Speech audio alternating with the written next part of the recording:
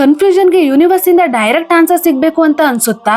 ಒಂದು ಡಿಸಿಷನ್ ತಗೊಳ್ಳೋಕೆ ತುಂಬಾ ಕನ್ಫ್ಯೂಸ್ ಆಗಿದ್ದೀರಾ? ಇದನ್ನ ಮಾಡ್ಬೇಕಾ ಬೇಡ್ವಾ, ಈ ಅಪರ್ಚುನಿಟಿನ ಅಕ್ಸೆಪ್ಟ್ ಮಾಡ್ಬೇಕಾ ಅಥವಾ ಬಿಡ್ಬೇಕಾ, ಯಾವ್ದು ಸರಿ ಅಂತ ಅರ್ಥ ಆಗ್ತಿಲ್ವಾ? ಇಂಥ ಸಿಚುವೇಶನ್ಸ್ ಅಲ್ಲಿ ಯೂನಿವರ್ಸ್ ಇಂದ ಕ್ಲಿಯರ್ ಆನ್ಸರ್ ಸಿಗ್ಬೇಕು ಅಂತ ಅನ್ಸುತ್ತೆ ಅಲ್ವಾ? ಹಾಗಾದ್ರೆ ಈ ವಿಡಿಯೋದಲ್ಲಿ ನಿಮ್ಮ ಯಾವುದೇ ಒಂದು ಕ್ವಶನ್ಗೆ ಯೂನಿವರ್ಸ್ ಇಂದ ಕೇವಲ 48 ಗಂಟೆಗಳ ಒಳಗೆ ಆನ್ಸರ್ ಹೇಗೆ ಪಡೆಯೋದು ಅಂತ ಸ್ಟೆಪ್ ಬೈ ಸ್ಟೆಪ್ ಪ್ರೊಸೆಸ್ ನ ನಿಮ್ಗೆ ಎಕ್ಸ್ಪ್ಲೈನ್ ಮಾಡ್ತೀನಿ. ಒಂದ್ ವಿಷಯ ಯಾವತ್ತು ನೆನ್ಪಲ್ಲಿ ಇಟ್ಕೊಳ್ಳಿ, ನಮ್ಮ ಪ್ರತಿ ಒಬ್ರಿಗೂ ಯೂನಿವರ್ಸ್, ಗಾಡ್, ಹೈಯರ್ ಪವರ್, ನೀವು ಯಾವುದನ್ನ ನಂಬ್ತಿರೋ ಅಥವಾ ನೀವು ದೇವರನ್ನ ಯಾವುದೇ ಹೆಸರಿನಿಂದ ಕರಿತಾ ಇದ್ರು, ನಮ್ಮ ಕನೆಕ್ಷನ್ ಆ ಸುಪ್ರೀಂ ಪವರ್ ಜೊತೆ ಯಾವಾಗ್ಲೂ ಇರುತ್ತೆ. ಆ ಡಿವೈನ್ ಪವರ್ ಇಂದ ನಾವು ಯಾವತ್ತೂ ಡಿಸ್ಕನೆಕ್ಟ್ ಆಗಲ್ಲ. ಸ್ಪಿರಿಚುವಲ್ ಪೀಪಲ್ ಮಾತ್ರ ಯೂನಿವರ್ಸ್ ಇಂದ ಗೈಡೆನ್ಸ್ ಪಡಿತಾರೆ ಅಂತ ಅಲ್ಲ, ನಮ್ಮ ಪ್ರತಿ ಒಬ್ರಿಗೂ ಯೂನಿವರ್ಸ್ ಜೊತೆ ಕನೆಕ್ಟ್ ಆಗುವ ಶಕ್ತಿ ಇದೆ. ನಿಮ್ಗೆ ಆನ್ಸರ್ಸ್ ಕ್ಲಿಯರ್ ಆಗಿ ಸಿಗ್ತಾ ಇಲ್ಲ ಅಂದ್ರೆ ಅದಕ್ಕೆ ಒಂದೇ ಕಾರಣ, ಆ ಪ್ರೊಸೆಸ್ ನ ನೀವು ಇನ್ನು ಕಲ್ತಿಲ್ಲ ಮತ್ತು ಅದೇ ಪವರ್ಫುಲ್ ಪ್ರೊಸೆಸ್ ನ ಇವತ್ ನೀವು ಕಲಿಬೇಕಾಗಿದೆ. ಲೈಫ್ ಅಲ್ಲಿ ಪ್ರತಿಯೊಬ್ರು ಒಂದಲ್ಲ ಒಂದು ಕನ್ಫ್ಯೂಷನ್ ಅಲ್ಲಿ ಇರ್ತಾರೆ. ಅದು ಡ್ರೀಮ್ ಜಾಬ್ ಆಗಿರ್ಬಹುದು ಅಥವಾ ರಿಲೇಶನ್ಶಿಪ್ ಬಗ್ಗೆ ಆಗಿರ್ಬಹುದು. ಮೂವ್ ಆನ್ ಆಗ್ಬೇಕಾ ಅಥವಾ ಅಲ್ಲೇ ಕಂಟಿನ್ಯೂ ಮಾಡ್ಬೇಕಾ, ಈ ಜಾಬ್ ಚೂಸ್ ಮಾಡ್ಬೇಕಾ ಅಥವಾ ಆ ಜಾಬ್ ಬೆಟರಾ, ಇರೋ ಜಾಬ್ ಅಲ್ಲೇ ಕಂಟಿನ್ಯೂ ಮಾಡ್ಬೇಕಾ ಅಥವಾ ಪ್ಯಾಷನ್ ಮತ್ತು ಡ್ರೀಮ್ಸ್ ನ ಫಾಲೋ ಮಾಡಿ ಸ್ವಂತ ಬಿಸ್ನೆಸ್ ಸ್ಟಾರ್ಟ್ ಮಾಡ್ಬೇಕಾ ಅಂತ. ನೋಡಿ, ನಮ್ಮ ಲೈಫ್ ಅಲ್ಲಿ ಇಂಥ ಸಿಚುವೇಶನ್ಸ್ ತುಂಬಾ ಕಾಮನ್. ಯಾಕಂದ್ರೆ ನಾವೆಲ್ಲ ಹ್ಯೂಮನ್ಸ್, ಈ ಫೇಸ್ ನ ಒಂದಲ್ಲ ಒಂದ್ಸಲ ಫೇಸ್ ಮಾಡ್ತೀವಿ. ಆದ್ರೆ ಲೈಫ್ ಅಲ್ಲಿ ಕರೆಕ್ಟ್ ಡಿಸಿಷನ್ ತಗೊಂಡು ಗ್ರೋ ಆಗ್ಬೇಕಂದ್ರೆ ಡಿವೈನ್ ಗೈಡೆನ್ಸ್ ನ ಹೇಗ್ ಪಡೆಯೋದು ಅಂತ ಗೊತ್ತಿರ್ಬೇಕು. ನಿಮ್ಮ ಇಂಟ್ಯೂಷನ್ ಯಾವಾಗ್ಲೂ ಆ ಹೈಯರ್ ಇಂಟೆಲಿಜೆನ್ಸ್ ಜೊತೆ ಕನೆಕ್ಟ್ ಆಗಿರುತ್ತೆ. ನೀವು ಮಾಡ್ಬೇಕಾಗಿರೋದು ಒಂದು ಸಿಂಪಲ್ ಪ್ರೊಸೆಸ್ ಫಾಲೋ ಮಾಡೋದು ಮಾತ್ರ. ಈಗ ಅದೇ ಪವರ್ಫುಲ್ ಪ್ರೊಸೆಸ್ ನ ನಿಮ್ಗೆ ಹೇಳ್ತೀನಿ. ಫಸ್ಟ್ ಸ್ಟೆಪ್, ದಿನದ ಯಾವುದೇ ಟೈಮ್ ಅಲ್ಲಿ ನೀವು ಒಬ್ಬರೇ ಇರುವ ಟೈಮ್ ಚೂಸ್ ಮಾಡಿ. ಯಾರು ನಿಮ್ಗೆ ಡಿಸ್ಟರ್ಬ್ ಮಾಡದ ಶಾಂತ ಮತ್ತು ಪೀಸ್ಫುಲ್ ವಾತಾವರಣ ಇರುವ ಟೈಮ್ ಆಗಿರ್ಬೇಕು. ಬೆಸ್ಟ್ ಟೈಮ್ ಅಂದ್ರೆ ನೈಟ್ ಮಲಗೋ ಮುಂಚೆ ಮಾಡಿದ್ರೆ ತುಂಬಾ ಒಳ್ಳೇದು. ಯಾಕಂದ್ರೆ ಆ ಟೈಮ್ ಅಲ್ಲಿ ಯಾರು ಡಿಸ್ಟರ್ಬ್ ಮಾಡುವ ಚಾನ್ಸ್ ಕಮ್ಮಿ ಇರುತ್ತೆ. ನೀವು ಬೆಡ್ ಮೇಲೆ ಮಲಗಿದ್ಮೇಲೆ ಈ ಪ್ರೊಸೆಸ್ ನ ಈಸಿಯಾಗಿ ಮಾಡಬಹುದು ಅಥವಾ ನಿಮ್ಗೆ ಕಂಫರ್ಟೇಬಲ್ ಅನ್ಸುವ ಬೇರೆ ಯಾವುದೇ ಟೈಮ್ ಅಲ್ಲೂ ಮಾಡಬಹುದು. ಮೊದಲು ನೀವು ರಿಲ್ಯಾಕ್ಸ್ ಆಗಿ ನಿಮ್ಮ ಮೈಂಡ್ ನ ಕಾಮ್ ಆಗಿ ಇಟ್ಕೊಳ್ಳಿ.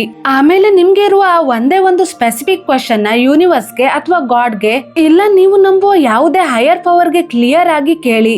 ಆದ್ರೆ ಕ್ವಶನ್ ಕೇಳುವ ವಿಧಾನ ತುಂಬಾ ಇಂಪಾರ್ಟೆಂಟ್. ಕ್ವಶನ್ ಎಸ್ ಅಥವಾ ನೋ ಅಂತ ಆನ್ಸರ್ ಬರುವ ಹಾಗೆ ಕೇಳಿ. ತುಂಬಾ ಕನ್ಫ್ಯೂಷನ್ ಕ್ರಿಯೇಟ್ ಮಾಡುವ ಕ್ವಶನ್ ಕೇಳಬೇಡಿ. ಯಾಕಂದ್ರೆ ಶುರುವಲ್ಲಿ simple yes or no question ಜೊತೆ ಸ್ಟಾರ್ಟ್ ಮಾಡೋದು ಬೆಸ್ಟ್. ಫಾರ್ ಎಕ್ಸಾಂಪಲ್, ನಾನು ಈ ಕೆಲಸ ಮಾಡ್ಬೇಕಾ ಬೇಡವಾ, ಆನ್ಸರ್ ಎಸ್ ಅಥವಾ ನೋ ಆಗಿರ್ಬೇಕು. ಅಥವಾ ನಾನು ಈ ಸಿಚುವೇಶನ್ ಅಲ್ಲಿ ಕಂಟಿನ್ಯೂ ಮಾಡ್ಬೇಕಾ ಬೇಡವಾ, ಆನ್ಸರ್ ಸಿಂಪಲ್ ಎಸ್ ಅಥವಾ ನೋ ಆಗಿರ್ಬೇಕು. ಮತ್ತು ಇನ್ನೊಂದು ಇಂಪಾರ್ಟೆಂಟ್ ವಿಷಯ, ಯೂನಿವರ್ಸ್ ಇಂದ ಯಾವುದೇ ಆನ್ಸರ್ ಬಂದ್ರು ಅದನ್ನ ಅಕ್ಸೆಪ್ಟ್ ಮಾಡಿ ಫಾಲೋ ಮಾಡುವ ಮನ್ಸು ನಿಮ್ದಾಗಿರ್ಬೇಕು. ಈಗ ಒಂದ್ಸಲ ಮತ್ತೆ ರಿಲ್ಯಾಕ್ಸ್ ಆಗಿ ನಿಮ್ಮ ಕ್ವಶನ್ ನ ಕ್ಲಿಯರ್ ಆಗಿ ಯೂನಿವರ್ಸ್ಗೆ ಕೇಳಿ. ಕ್ವಶನ್ಗೆ ಎಸ್ ಅಥವಾ ನೋ ಆನ್ಸರ್ ಬರುವ ಹಾಗೆ ಫ್ರೇಮ್ ಮಾಡಿ. ಕ್ವಶನ್ ಕೇಳಿದ ಮೇಲೆ ಯೂನಿವರ್ಸ್ಗೆ ಹೀಗೆ ಹೇಳಿ, ನಾನು ನಿಮ್ಮ ಮೇಲೆ ಕಂಪ್ಲೀಟ್ ಟ್ರಸ್ಟ್ ಇಟ್ಟಿದ್ದೀನಿ. ದಯವಿಟ್ಟು ನಂಗೆ ಸರಿಯಾದ ದಾರಿ ತೋರಿಸಿ. ನಂಗೆ ಕರೆಕ್ಟ್ ಆನ್ಸರ್ ಕೊಡಿ. ನನ್ನ ಜೀವನಕ್ಕೆ ಏನ್ ಸರಿಯೋ ಅದನ್ನೇ ನಂಗೆ ತೋರಿಸಿ. ಈಗ ಒಂದು ಇಂಪಾರ್ಟೆಂಟ್ ವಿಷಯ, ಈ ಪ್ರೊಸೆಸ್ ನ ಪ್ರತಿ ಚಿಕ್ಕ ಡಿಸಿಷನ್ಗೆ ಯೂಸ್ ಮಾಡಬೇಡಿ. ನಿಜವಾಗ್ಲೂ ಕನ್ಫ್ಯೂಷನ್ ಇದ್ದಾಗ ಮಾತ್ರ ಯೂಸ್ ಮಾಡಿ. ನಿಮ್ಗೆ ಆನ್ಸರ್ ಆಲ್ರೆಡಿ ಗೊತ್ತಿದ್ರೆ ಯೂನಿವರ್ಸ್ ನ ಟೆಸ್ಟ್ ಮಾಡೋಕೆ ಈ ಕ್ವಶನ್ ನ ಕೇಳಬೇಡಿ. ಕ್ವಶನ್ ಕೇಳಿದ ಮೇಲೆ ರಿಲ್ಯಾಕ್ಸ್ ಆಗಿ ಬಿಡಿ. ಯೂನಿವರ್ಸ್ಗೆ ಅದನ್ನ ಕಂಪ್ಲೀಟ್ ಸರೆಂಡರ್ ಮಾಡಿ. ಮುಂದಿನ 48 ಗಂಟೆಗಳ ಒಳಗೆ ನಿಮ್ಗೆ ಆನ್ಸರ್ ಸಿಗುತ್ತೆ. ನಾನು ಗ್ಯಾರಂಟಿ ಕೊಡ್ತೀನಿ, ನಿಮ್ಮ ಆನ್ಸರ್ 48 ಗಂಟೆಗಳ ಒಳಗೆ ಯಾವುದೋ ಒಂದು ರೂಪದಲ್ಲಿ ಸಿಗುತ್ತೆ. ಈಗ ನಿಮ್ಗೆ ಡೌಟ್ ಬರ್ಬೋದು, ಯೂನಿವರ್ಸ್ ಆನ್ಸರ್ ಹೇಗೆ ಕೊಡುತ್ತೆ ಅಂತ.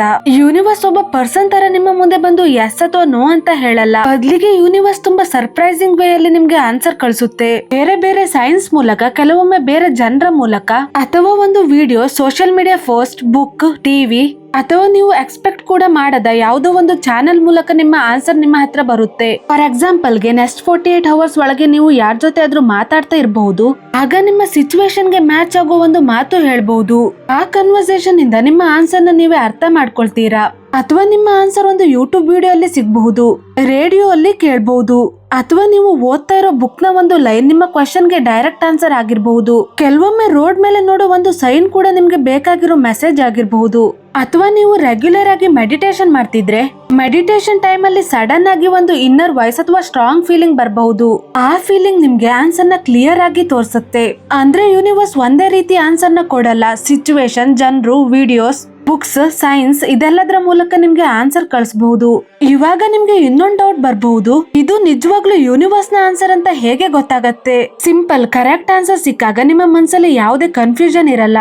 ಒಂದು ಸ್ಟ್ರಾಂಗ್ ಕ್ಲಾರಿಟಿ ಇರುತ್ತೆ. ನಿಮ್ಮ ಗಟ್ ಫೀಲಿಂಗ್ ಹೇಳುತ್ತೆ ಹಾ ಇದೇ ಆನ್ಸರ್. ಆಗ ನೀವು ಎಸ್ ನೋ ಅಂತ ಕ್ಲಿಯರ್ ಆಗಿ ಫೀಲ್ ಮಾಡ್ತೀರಾ ಮತ್ತು ಆನ್ಸರ್ ಸಿಕ್ಕಿದ್ಮೇಲೆ ಅದನ್ನ ಟ್ರಸ್ಟ್ ಮಾಡಿ, ಅದನ್ನ ಫಾಲೋ ಮಾಡಿ. ಆದ್ರೆ ಇಲ್ಲಿ ಒಂದು ಇಂಪಾರ್ಟೆಂಟ್ ಮಿಸ್ಟೇಕ್ ಮಾಡಬೇಡಿ.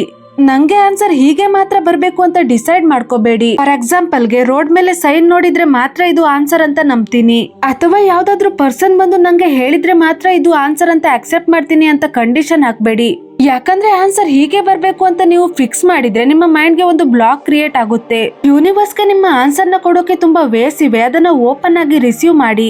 ಓಕೆ, ಇವಾಗ ನೀವು ಈ ಪ್ರೊಸೆಸ್ ನ ಟ್ರೈ ಮಾಡೋಕೆ ರೆಡಿ ಇದ್ದೀರಾ ಅಂದ್ರೆ ಈಗ ಕಮೆಂಟ್ ಸೆಕ್ಷನ್ ಅಲ್ಲಿ ಹೇಳಿ ಎಸ್ ನಾನು ಯೂನಿವರ್ಸ್ಗೆ ಈ ಕ್ವೆಶ್ಚನ್ ನ ಕೇಳ್ತೀನಿ ಅಂತ ಕಮೆಂಟ್ ಮಾಡಿ.